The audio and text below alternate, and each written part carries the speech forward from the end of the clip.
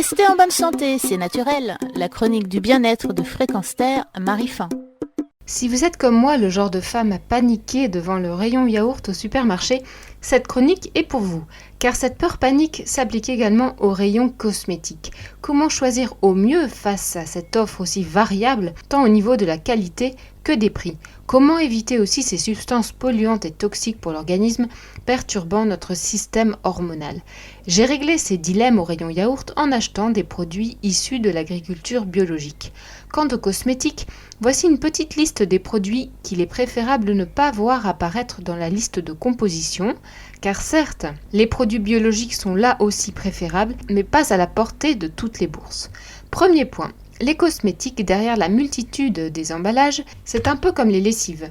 Les mêmes produits constitués d'eau comme ingrédient premier. Reportez-vous donc à la liste des composants et bannissez en premier lieu les phtalates, substances chimiques qui se cachent sous les noms de DEHP, DBP, BBP, soupçonnés cancérigènes et néfastes au bon développement du fœtus.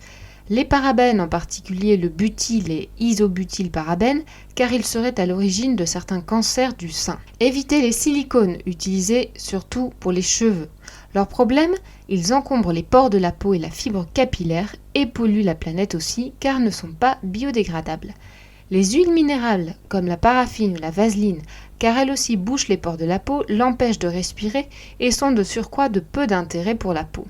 Mieux vaut encore se passer de l'huile d'amande douce sur les mains. Les sulfates, présents aussi dans les shampoings et gels douche, ils sont accusés d'irriter la peau et le cuir chevelu et d'abîmer les cheveux par une action trop corrosive. Les sels d'aluminium sont surtout utilisés dans les déodorants pour arrêter la transpiration. À éviter car on les incrimine dans les cancers du sein, l'eczéma ou encore la fatigue chronique. Depuis peu, on les trouve de plus en plus sans aluminium.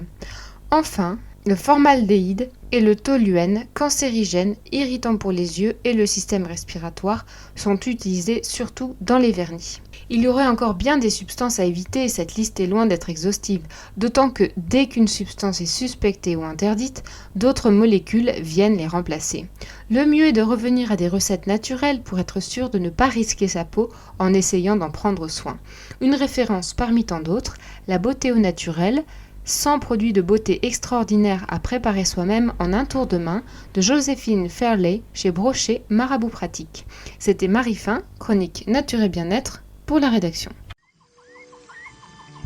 Retrouvez et podcastez cette chronique sur notre site fréquenceterre.com.